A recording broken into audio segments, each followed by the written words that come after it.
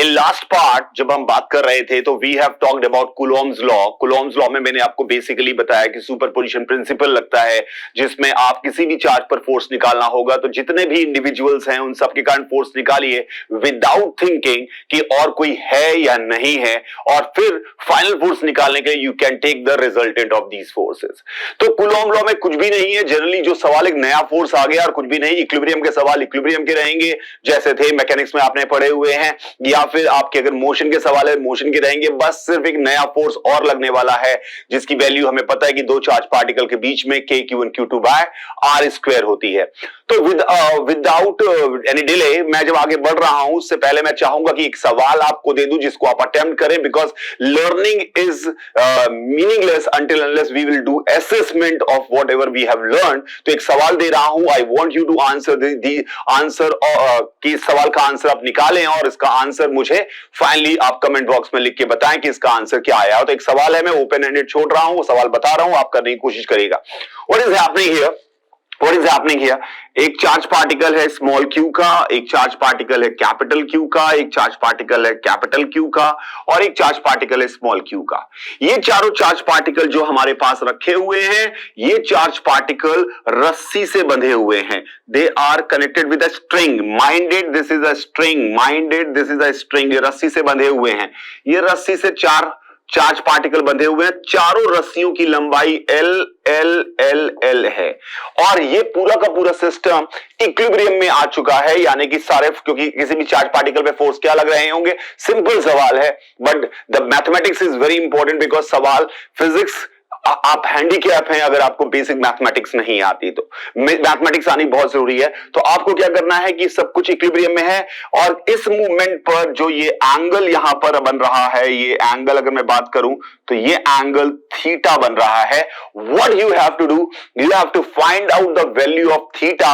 अगर ये सारा का सारा सिस्टम इक्विलिब्रियम में है, रस्सियां बंधी हुई है याद रखिएगा, और चार्ज पार्टिकल है, पूरा सिस्टम इक्विलिब्रियम में है, आपको सिर्फ कैपिटल Q स्मॉल q और L दिया हुआ है, यानी आंसर किसी और टर्म में मत निकाल देना, जो दिया है उसी के टर्म में निकालना है। You have to find out the value of theta such that the whole system remain in equilibrium. Equilibrium में रहने के लिए आपको इस थीटा की वैल्यू को निकालना है। प्लीज इस सवाल को सॉल्व करिएगा, then only you move forward in this video. Please follow whatever I am saying religiously, otherwise benefit नहीं होगा। आप पहले इस सवाल का आंसर निकालिए, आप इसका आंसर लिखिए and then you move forward, ठीक है। लेकिन मैं तो आगे बढ़ रहा हूं, आप इसको पॉज करके आगे बढ़ेंगे तब जब इसका आंसर निकाल लेंगे। ये मतलब कसम है आपको, मतलब टाइप आउट कि आंसर तो निकालना पड़ेगा, मेहनत नहीं करेंगे तो काम नहीं चलेगा। आंसर निकालिए देन यू मूव फॉरवर्ड, ठीक है। तो आगे अगर हम बात करें तो कूलॉम्स लॉ में हमें यह पता चला कि चार्ज सिस्टम या चार्ज पार्टिकल पे फोर्स लगाता है। चार्ज पार्टिकल पे फोर्स लगाता है, जिसको हमें दो पॉइंट के बीच का फोर्स पता है तो हम किसी भी बॉडी का फोर्स निकाल सकते हैं। द रीजन इज कि कोई भी दुनिया की बॉडी पॉइंट चार्ज से मिलकर ही बनी है, चाहे वो जिसपे फोर्स लग रहा हो उसकी बात हो या जो फोर्स लगा रहा हो उसकी बात हो। तो ऑब्वियसली अगर हमें दो पॉइंट चार्ज के बीच का फोर्स पता है तो हम किन्हीं भी दो तरह की बॉडी के बीच का फोर्स निकाल सकते हैं। मैथमेटिकली हो सकता है कहीं मैथ्स में फंस जाए, लेकिन उससे ज्यादा कुछ भी नहीं होने वाला। फिजिक्स के पॉइंट ऑफ व्यू से तो हम आराम से आंसर निकाल सकते हैं। Now if you see there is a charge system, एक चार्ज सिस्टम है हमारे पास। चार्ज सिस्टम मतलब जिसपे चार्ज रखा हुआ है, हो सकता है वो पॉइंट चार्ज हो सकता है कि वो ग्रुप ऑफ चार्ज पार्टिकल्स हो। एक चार्ज सिस्टम हमारे पास है और एक दूसरा चार्ज सिस्टम हमारे पास है। दूसरा चार्ज सिस्टम हमारे पास है, ये भी एक दूसरा चार्ज सिस्टम, सेम होना जरूरी नहीं है। मतलब एग्जांपल के तौर पे हो सकता है कि पहला charge system uniformly charge ring हो और दूसरा चार्ज सिस्टम एक वायर हो जिसपे चार्ज दे रखा हो। पहला चार्ज सिस्टम हो सकता है कि स्फीयर हो, दूसरा चार्ज सिस्टम हो सकता है डिस्क हो, कुछ भी दो चार्ज सिस्टम है तो इनके बीच में फोर्स लग रहा होगा, और ये फोर्स जो लग रहा होगा इनके बीच में जो फोर्स लग रहा होगा, इनके सेपरेशन डिस्टेंस पे डिपेंड कर रहा होगा, ठीक है। ये तो ठीक है। तो it is a force of interaction का फोर्स है। ये मैं समझ गया कि इसने इस पे लगाया, इसने इस पे लगाया, कौन पहले आया कौन बाद में आया, it is a meaningless question. दोनों के दोनों साथ में पैदा हुए हैं, यानी एक्शन रिएक्शन एक साथ पैदा होते हैं, जो आपने पहले भी न्यूटन्स लॉ में पढ़ रखा है। दोनों जो फोर्स लगा रहे हैं, लेकिन जब मैं मोशन की एनालिसिस करने की कोशिश करता हूं कि मोशन क्या हो रहा है, तो ये बहुत इंपॉर्टेंट है ये बात को समझना कि why we need free body diagram. Free body diagram हमें क्यों चाहिए थे? फ्री बॉडी डायग्राम हमें इसलिए चाहिए थे कि मुझ पे जो फोर्स लग रहा है मैं उनके कारण मोशन करता हूं, इस बात का मेरे मोशन पे फर्क नहीं पड़ता कि मैंने किस पे कितना फोर्स लगाया। क्या मेरी बात समझ में आई? जैसे फॉर एग्जाम्पल मैं यहां पर अपने ही हाथ से अपने गाल पे थप्पड़ मारूं, अपने ही हाथ से अपने गाल पे थप्पड़ मारूं, तो गाल को हाथ ने गाल पे फोर्स लगाया, गाल ने हाथ पे फोर्स लगाया, लेकिन गाल को कितनी चोट लगी वो इस बात पे डिपेंड नहीं करती कि उसने हाथ पर कितना लगाया, वो इस बात पे डिपेंड करती है कि हाथ ने गाल पर कितना फोर्स लगाया। तो यानी जब हम किसी चीज का मोशन देखना चाहते हैं तो यह इंपॉर्टेंट होता है कि उस पर कितने फोर्स लगे, ना कि उसने कितने फोर्स लगाए। यह बात ध्यान समझिएगा। मैं एक दीवार में अपना सर मार लूं, जाके दीवार में सर मार लूं, तो आप कहेंगे सर क्यों चोट लगी? आपने उस पर उतना ही फोर्स लगाया जितने उसने आप पे लगाया। बिल्कुल सही है, मैंने और उसने एक दूसरे के ऊपर बराबर फोर्स लगाया है मैग्नीट्यूड वाइज, लेकिन मेरी चोट इस बात पर डिपेंड करेगी कि मुझ पर कितना लगाया, मैंने क्या लगाया वो इंपॉर्टेंट नहीं है। तो इसीलिए हम फ्री बॉडी डायग्राम बनाया करते थे। तो क्या चाह रहा हूं मैं? कहना यह चाह रहा हूं कि जब भी हमें एनालिसिस करनी होती है फिजिकल सिचुएशंस की, तो हमें जिस बॉडी का मोशन देखना, चलना, घूमना फिरना देखना होता है, उस पर कितना फोर्स लगा ये इंपॉर्टेंट होता है। तो मान लो इस पर्टिकुलर सवाल में हम इंटरेस्टेड हैं कि इस पर कितना कैसा, इसका कितना कैसा मोशन होने वाला है, इसके बारे में हमें इंटरेस्ट आ रहा है। यानी हम इस वाली बॉडी पर देखना चाहते हैं कि इसको कितना, ये कैसे मूव करेगी, घूमेगी, चलेगी, क्या होगा, मोमेंटम कंजर्व होगा कि नहीं होगा, स्पीड क्या होगी।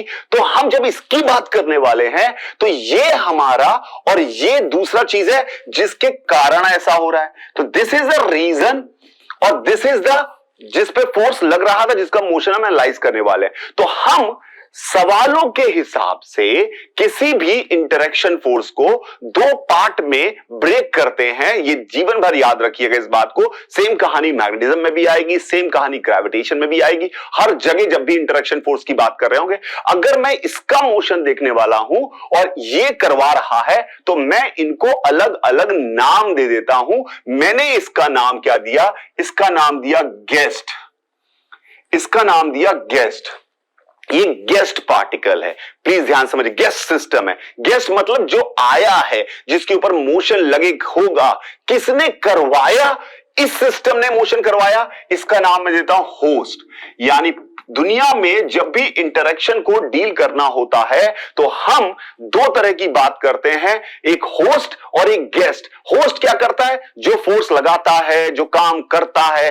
गेस्ट क्या होता है? जिस पर फोर्स लगता है, जिस पर काम होता है। तो आपने कहा सर इसने इस पर भी तो फोर्स लगाया है। अबे ठीक है, लगाया है, लेकिन जिस समय मैं इसके मोशन की बात कर रहा हूं तो ये गेस्ट है, ये होस्ट है। अगर मैं इसके मोशन की बात कर रहा होता तो ये गेस्ट होता, वो होस्ट होता। तो please try to understand, in different question different entities will be host, different entities will be guest. तो किसी सवाल में इसी का नाम गेस्ट है, भगवान ने इसके ऊपर चिप्पी नहीं चिपका दी कि गेस्ट हो तुम और इसके ऊपर की होस्ट हो तुम। सवाल पे डिपेंड करता है। तो ये वो चीज है जिस पे फोर्स लग रहा है, जिसका मोशन हो रहा है, और ये वो चीज है जिसने मोशन कराया है, जिसने काम किया है, जिसने फोर्स लगाया है। क्या मेरी बात समझ में आई आपको? गुड। नाउ अब ये चार सिस्टम होस्ट है और ये गेस्ट है। अब ध्यान समझिएगा। तो इसका मतलब है पूरी कहानी, हमारे पूरे चैप्टर की कहानी दो पार्ट में ब्रेक हो जाती है। होस्ट कैसा इफेक्ट पैदा करता है दुनिया में, कितना फोर्स लगा सकता है ये, और गेस्ट उस फोर्स को लगने पर, उसको उस वर्क के करने पर उसका क्या क्या आउटकम निकलता है, वो हम गेस्ट की बात करेंगे। तो ये होस्ट है, ये गेस्ट है। अब ध्यान सुनिएगा। इसका मतलब है इसके पास, अब इस पर्टिकुलर समझ में आ गया ना होस्ट और गेस्ट, तो अब मैं होस्ट को होस्ट ही और गेस्ट को गेस्ट ही मानूंगा। तो होस्ट ने एक इन्फ्लुएंस इसके ऊपर किया, इसके ऊपर फोर्स लगाया, इसके ऊपर काम किया। अच्छा एक और बात, पूरी साइंस जो है ना, पूरी साइंस, पूरी फिजिक्स की अगर हम बात करें तो वी आर ऑलवेज इंटरेस्टेड कि कितना फोर्स और एनर्जी, फोर्स और एनर्जी की बात करते हैं। तो ये कितना फोर्स लगा सकता है और ये कितनी एनर्जी यानी कितना एनर्जी इसको दे सकता है, कितना काम कर सकता है, इसकी हम बात करने वाले हैं। तो मैंने पूछा कि बताओ ये होस्ट है तुम्हारा, ये इस पे कितना फोर्स लगा सकता है। मैंने कहा ये बात सिर्फ इस बात पे डिपेंड नहीं करेगी कि ये होस्ट कौन है, ये इस बात पे भी डिपेंड करने वाली है कि गेस्ट कौन है, क्योंकि फोर्स इंटरेक्शन में K Q1 Q2 दोनों आता है। यानी कितना फोर्स लगा सकता है या कितना काम कर सकता है, ये सिर्फ होस्ट नहीं गेस्ट भी डिसाइड करेगा। Is it clear? तो हमने कहा फिर क्या किया जाए सर, कैसे याद रखो इसका इफेक्ट क्या है? This is the reason we start studying electric field and potential. यानी अब हम इस बारे में बात करेंगे कि होस्ट ने अपनी पूरी दुनिया में किस इफेक्ट को फैलाया है। तो मैंने आपको जैसे बोला था कि वो कितना काम कर सकता है होस्ट और कितना फोर्स लगा सकता है, इन दो बातों की बात करनी है, फोर्स और काम। फोर्स और काम कितना कर सकता है, उसके लिए हम ये दो टर्म डिफाइन करते हैं, electric field and potential. Please try to understand why the hell we need this electric field and potential. What is the benefit? This is something created by, this is an influence created by host particle, जिसका guest पर effect क्या पड़ेगा वो हम बाद में बात करेंगे। होस्ट क्रिएट करता है इलेक्ट्रिक फील्ड एंड पोटेंशियल। तो लेट्स ट्राई टू अंडरस्टैंड क्या मतलब है इसका। जैसे ये कोई चार्ज सिस्टम है जिसको मैंने होस्ट कहा था, चार्ज सिस्टम है, इसको मैंने होस्ट कहा था, ये हमारा होस्ट है।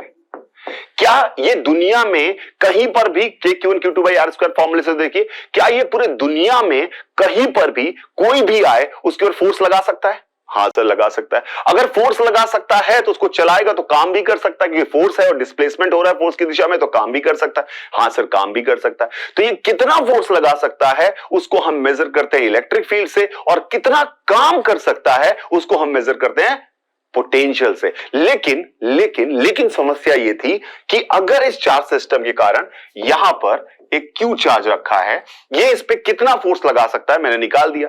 लेकिन अगली बार यहां पे अगर आपने Q की जगह 3Q रख दिया तो ये ऑब्वियसली उसके ऊपर अलग फोर्स लगाएगा। तो मैं कहूंगा कैसे, मैं क्या सारे फोर्सेस की लिस्ट बना के याद कर लूं क्या? Q पे इतना, 2Q पे इतना, 3Q पे इतना, 4Q पे इतना, 7.5Q पे इतना, 8Q पे इतना फोर्स याद कर लूं क्या? आपने कहा नहीं भैया, सिंपल एक बनिया से सीख लो ना कि क्या करना है। मान लो तुम्हारी एक दुकान है और तुम चीनी बेचते हो, कभी कोई आता है आधा किलो चीनी दे दो, कभी कोई आता है 1.5 किलो चीनी दे दो, कभी कोई आता है 2 किलो चीनी दे दो। फिर तो क्या आप उसको हर रेट लिख देते हो कि आधा किलो इतने की, 1.5 किलो इतने की, 5 किलो इतने की, 7 किलो इतने की, 9 किलो इतने की? क्या लिख पाओगे हर रेट चीनी का? क्या लिखते हैं अपन? क्या लिखते हैं अपन? अपन लिखते हैं कि 1 किलो चीनी इतने की है। इसका मतलब है कि जब तुम 2 किलो लेने आओगे तो तुम्हें 2 गुना पैसा देना पड़ेगा। तो द सेम वे हमने यहां पर क्या किया, वी डिफाइन इलेक्ट्रिक फील्ड। हम यहां पर डिफाइन कर रहे हैं कि क्या मतलब है इलेक्ट्रिक फील्ड का। उसको हम कैसे डिफाइन कर रहे हैं कि अगर इस P पॉइंट पर, लेट्स से इसका नाम P है, अगर इस P पॉइंट पर 1 कूलॉम का पॉजिटिव चार्ज यहां पर आएगा, अगर इस P पॉइंट पर 1 कूलॉम का पॉजिटिव चार्ज यहां पर आएगा, ये बहुत इंपॉर्टेंट है क्योंकि जब तक आप रटते रहेंगे फॉर्मूले समझ में नहीं आएगा कुछ भी। आपको पता होना चाहिए इलेक्ट्रिक फील्ड पोटेंशियल क्या है। अगर इस पॉइंट पर 1 कूलॉम का पॉजिटिव चार्ज यहां पर आएगा तो ये चार्ज सिस्टम, ये होस्ट उस 1 कूलॉम के पॉजिटिव चार्ज पर कितना फोर्स लगाएगा, उसका नाम E है। क्या मेरी बात समझ में आई? क्या मेरी बात समझ में आई? क्या मतलब हुआ? वेक्टर E का मतलब हुआ, वेक्टर E, पहली बात तो जब भी कोई पूछे वेक्टर इलेक्ट्रिक फील्ड बताओ, don't answer that guy because it is a meaningless question. उसका अच्छा रुको, इलेक्ट्रिक फील्ड, इस चार्ज सिस्टम का इलेक्ट्रिक फील्ड बताओ, तब भी आंसर मत देना क्योंकि वो पूरा सवाल पूछना चाहिए। इलेक्ट्रिक फील्ड जब भी डिफाइन होगी, किसके कारण और कहां, ये 2 शब्द बहुत इंपॉर्टेंट हैं। किसके कारण और कहां, ये 2 शब्द अगर आप सही से बोलेंगे तो आप इलेक्ट्रिक फील्ड को आसानी से समझा पाएंगे। तो इसका मतलब होता है इसके कारण, कोई बोले इसके कारण इस पॉइंट पर इलेक्ट्रिक फील्ड का क्या मतलब है, देन व्हाट यू आंसर कि अगर 1 कूलॉम का पॉजिटिव चार्ज यहां पर आएगा तो ये चार्ज सिस्टम उस पर वेक्टर ई के बराबर का फोर्स लगाएगा। क्या ये बात क्लियर है? क्या इसका मतलब है यहां पर 1 कूलम का चार्ज आ गया है? अबे नहीं, अगर आएगा, अगर 1 कूलम का चार्ज पार्टिकल P पर आएगा, लिख लो इस बात को। What is the meaning of, because until unless you understand physics आप कुछ भी नहीं कर सकते। समझ में आनी चाहिए, शब्द बोलिए, कम से कम 25 बार लोगों को समझाइए कि electric field at a point का क्या मतलब होता है। Whenever somebody ask electric field you have to ask कि किसके कारण और कहां। तो इसके कारण यहां पर इलेक्ट्रिक फील्ड का मतलब है कि अगर 1 कूलम का पॉजिटिव चार्ज यहां पर आएगा तो यह चार्ज सिस्टम उस पर वेक्टर ई के बराबर का फोर्स लगाएगा। यानी अगर कोई 1 किलो चीनी खरीदेगा तो उसे 20 रुपए देने पड़ेंगे। इसका मतलब यह नहीं होता 1 किलो चीनी बिक गई, इसका मतलब यह नहीं होता कि यहां 1 कूलम का चार्ज रखा हुआ है। अगर आएगा तो ये इसने एक इन्फ्लुएंस बताया कि मेरा ऐसा इन्फ्लुएंस है कि इस जगह पर 1 कूलम का चार्ज आने पर उस पर इतना फोर्स लगेगा। Is it clear? तो अगर यहां पर Q का चार्ज आएगा, Q का चार्ज आएगा तो उस पर कितना फोर्स लगेगा? तो अगर Q का चार्ज यहां पर आएगा तो उस पर जो फोर्स लगेगा वो फोर्स होगा सिंपल, कि चीनी वाला फंडा याद रखिएगा, Q इंटू ई। तो उस पर फोर्स Q इंटू ई का लगेगा। और याद रखिएगा मैंने पॉजिटिव चार्ज के लिए E डिफाइन किया है। तो इस फॉर्मूले में, वेक्टर वाले इस फॉर्मूले में, whenever you want to put the value of Q with sign, you have to put the value with sign. Q की वैल्यू विद साइन रखेंगे क्योंकि पॉजिटिव चार्ज होगा तो उस पर Q की वैल्यू अगर पॉजिटिव होगी तो उस पर फोर्स की दिशा वही होगी जो E की दिशा है। मेरी बात समझ में आ रही है? और अगर वेक्टर फॉर्म में नहीं बात करनी है तो क्या याद रखना है? याद रखना है पॉजिटिव चार्ज पर, पॉजिटिव गेस्ट पर, हिंदी में चलेगा? हिंदी में लिख देता हूं, पॉजिटिव गेस्ट पर इलेक्ट्रिक फील्ड की दिशा में फोर्स लगेगा, लिख लीजिएगा इस बात को। और नेगेटिव चार्ज पर ऑब्वियसली अपोजिट दिशा में फोर्स लगेगा। ई किसने बनाई? होस्ट ने। क्यू कौन है? गेस्ट। ये क्यू कौन है? This Q is guest. ये गेस्ट है हमारा भाई साहब, ये आया है, फोर्स खाएगा। और ये किसने बनाई? It is created by host. I hope you understand the difference between host and guest. तो इलेक्ट्रिक फील्ड की बेसिक परिभाषा समझ में आ गई होगी कि इलेक्ट्रिक फील्ड किसी जगह पर डिफाइन होने का मतलब है कि ये चार्ज सिस्टम उस जगह पर अगर 1 कूलम का पॉजिटिव चार्ज आएगा तो उस पर कितना फोर्स लगाएगा। तो बाय बेसिक मैथमेटिक्स F बराबर QE, तो E का यूनिट जो हमारे पास हो गया, यूनिट की अगर हम बात करें इलेक्ट्रिक फील्ड के, तो इलेक्ट्रिक फील्ड का यूनिट क्या हो गया? फोर्स डिवाइड बाय चार्ज, यानी न्यूटन पर कूलम। इलेक्ट्रिक फील्ड का यूनिट हो गया न्यूटन पर कूलम। बिकॉज ये बहुत भले भी रिवीजन सीरीज है, पर रिवीजन सीरीज में फॉर्मूले तो मैं करा दूंगा, लेकिन मतलब तो पता हो बे। जब तक सवाल का मतलब नहीं पता होगा सवाल कुछ होंगे नहीं, सिर्फ वही सवाल होंगे जो मक्के किए हुए हैं, जो याद कर लिए भैया, ये 4-5 सवाल कर लिए, अब याद है, इनकी जैसा सवाल आएगा तो कर देंगे, पर उससे आप उस लायक नहीं बन पाएंगे कि any question comes in your way can be solve. Clear है? तो this is how we define electric field. Now other thing what we need to define is the potential. So let's try to define potential now. फिर से वही potential भी वैसा ही influence है, फिर से मैंने एक चार्ज सिस्टम बनाया, ध्यान से देखिएगा, चार्ज सिस्टम मैंने बनाया और इस P पॉइंट पर फिर से पोटेंशियल पूछेगा कितना है। अच्छा, पहली बात, potential is a scalar quantity. देखते हैं क्या है P पॉइंट पर पोटेंशियल का मतलब। अब हमने एक बात मैंने आपको बोली थी कि पूरी फिजिक्स इज ऑल अबाउट कितना फोर्स कितना काम। तो P पॉइंट पर पोटेंशियल का क्या मतलब है? P पॉइंट पर पोटेंशियल का क्या मतलब है, इस बात को समझने की कोशिश करें। तो ये इस जैसे आपको पता है कि electrostatic force conservative force field है। कंजर्वेटिव फोर्स फील्ड के वर्क डन को कैलकुलेट करने के लिए we have come up with a solution which is called potential energy. हम पोटेंशियल एनर्जी डिफाइन करते हैं। तो उसी लेवल पे, अच्छा, पोटेंशियल एनर्जी और पोटेंशियल दो अलग अलग बातें हैं, जैसे कि फोर्स और इलेक्ट्रिक फील्ड दो अलग अलग बातें हैं। इलेक्ट्रिक फील्ड से बताती है कि 1 कूलम पर कितना फोर्स लगेगा, तो Q कूलम पर QE का फोर्स लगेगा। सिमिलरली P का पोटेंशियल क्या मतलब है? इसका मतलब भी समझते हैं।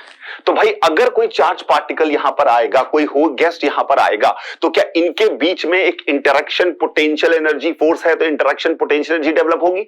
होगी, हाँ होगी सर। और इंटरेक्शन पोटेंशियल एनर्जी का मतलब होता है कि what is the capability of doing work. Basic philosophical meaning यही होता है। इसका मैथमेटिकल डेफिनेशन जितनी भी कर ले, पर फिलोसॉफिकल मीनिंग हमेशा कैपेबिलिटी ऑफ डूइंग वर्क होता है पोटेंशियल एनर्जी। यानी मेरे पास कितनी कैपेबिलिटी है काम कर पाने की, वो पोटेंशियल एनर्जी की तरह से हम डिफाइन करते हैं। ठीक है, तो ये चार्ज सिस्टम पी पॉइंट पर पोटेंशियल जब हम डिफाइन करते हैं, आगे मैं डिफाइन करूंगा पोटेंशियल एनर्जी, पर पी पॉइंट पर पोटेंशियल का मतलब होता है कि अगर फिर से अगर पी पॉइंट पर एक कूलॉम का पॉजिटिव चार्ज आएगा, अगर पी पॉइंट पर एक कूलॉम का पॉजिटिव चार्ज आएगा, तो इस चार्ज सिस्टम और उस एक कूलॉम की जो भी इंटरेक्शन पोटेंशियल एनर्जी होगी, इन दोनों की जो फोर्स लग रहा है उसके कारण जो इंटरेक्शन पोटेंशियल एनर्जी होगी, वो हमारा पोटेंशियल एट पॉइंट पी कहलाएगा। डज दैट मीन कि पी पॉइंट पर एक कूलॉम का चार्ज आ गया है? नहीं भाइयों, पी पॉइंट पर कुछ नहीं आया है। अगर एक कूलॉम का चार्ज आएगा, तो उस एक कूलॉम का चार्ज यहां पर अगर आएगा, इस जगह एक कूलॉम का चार्ज आएगा, अगर आएगा पॉजिटिव चार्ज, +1 लिख देता हूं टू बी सेफर साइड, एक कूलॉम का पॉजिटिव चार्ज आएगा, तो इन दोनों की इंटरेक्शन पोटेंशियल एनर्जी, इन दोनों की इंटरेक्शन पोटेंशियल एनर्जी कहलाएगी पोटेंशियल। क्या मेरी बात समझ में आई? लिख लीजिएगा, इन दोनों की इंटरेक्शन पोटेंशियल एनर्जी कहलाएगी पोटेंशियल। क्या ये बात क्लियर है? तो सिमिलरली अगर यहां पर Q कूलॉम का चार्ज आएगा तो क्या होगा? तो सर अगर P पॉइंट पर Q कूलॉम का पॉजिटिव चार्ज आएगा, तो इन दोनों की interaction potential energy U interaction, किन दोनों की इंटरेक्शन? इस चार्ज सिस्टम और इस Q कूलॉम की, it will be QV। जैसे वहां पे F बराबर QE, यहां पे U इंटरेक्शन बराबर QV। Is it clear? Is it clear? बहुत इंपॉर्टेंट बात है। क्या बोला मैंने? अगर P पॉइंट पर एक कूलॉम का पॉजिटिव चार्ज आएगा, तो इन दोनों की इंटरेक्शन पोटेंशियल एनर्जी V के बराबर होगी। तो V का यूनिट क्या हो गया? यूनिट अगर मैं इसकी बात करूं तो V का यूनिट हो गया हमारे पास जूल पर कूलॉम, और हमने इसको एक नया नाम दिया, जूल पर कूलॉम को हमने नाम दिया वोल्ट। इसको हमने नाम दिया वोल्ट, इसको हम V से डिनोट करते हैं, वोल्ट नाम दिया। क्लियर है?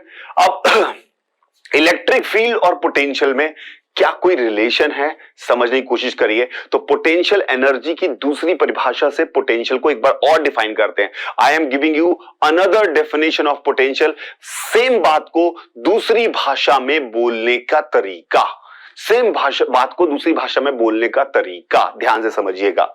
मैं नेक्स्ट पेज पे इस बात को समझाता हूं पोटेंशियल का क्या मतलब है। मैंने क्या कहा? एक चार्ज सिस्टम था, चार्ज सिस्टम,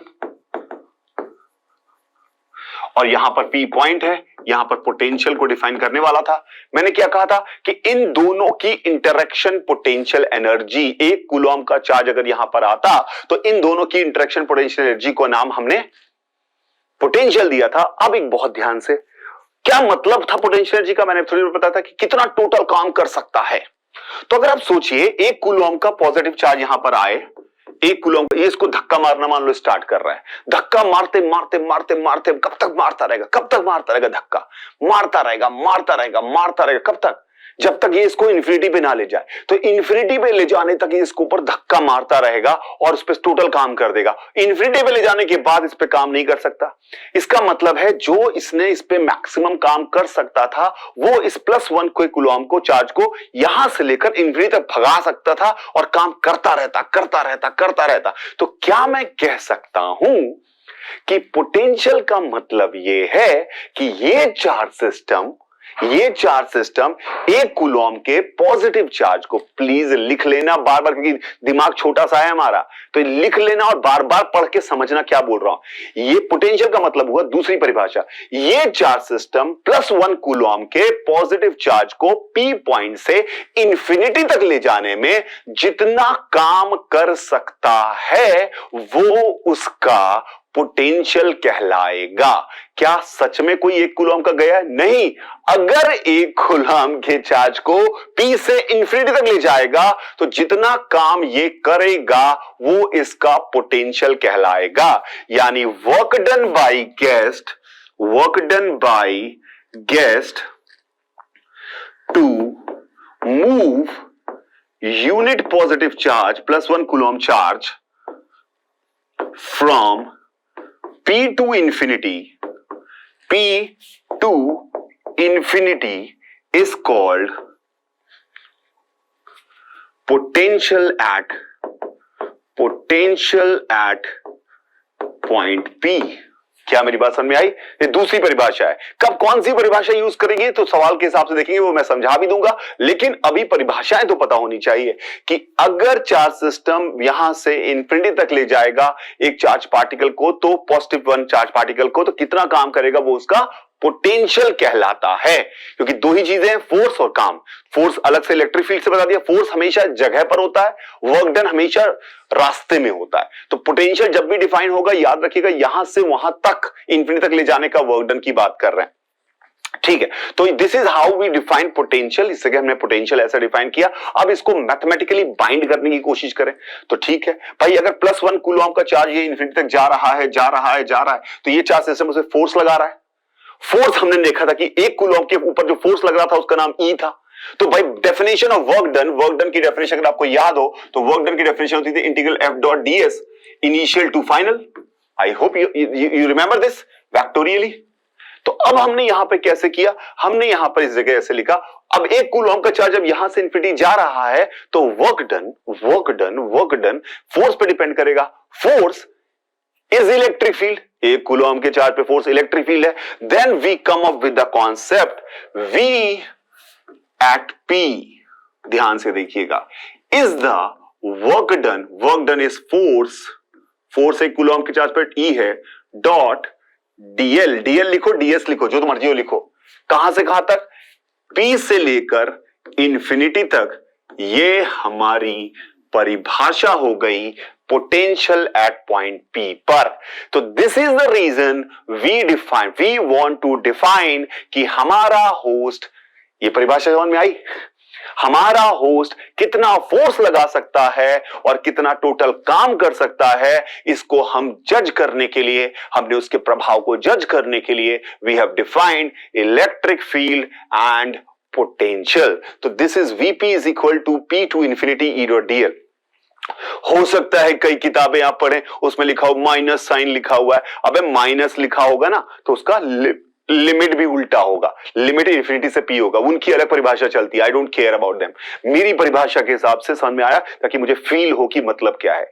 मतलब क्या है कि इस जगह से इंफिनिटी तक ले जाने में मेरे पास कितनी कैपेबिलिटी, मैं धक्का मार के ले जा रहा हूं, जितना टोटल काम कर सकता था, that is called potential. I hope it is clear what is electric field and what is potential. Electric field and potential are effects spread in the whole universe by some host. Host ने जो effect पैदा किया है उसका judgement है, उसको बताने का तरीका है electric field and potential. Electric field tells us about force and potential tells us about what total amount of work done this guy can do to bring this charge from P to infinity. I hope it is clear. Now in the next part we will talk about electric field because of different kind of host. जितने तरह के host होंगे उतनी तरह की electric field होंगे, कुछ फॉर्मूले हैं याद रखने पड़ेंगे, नेक्स्ट पार्ट में बात करते हैं। बाय रहेगा सभी को।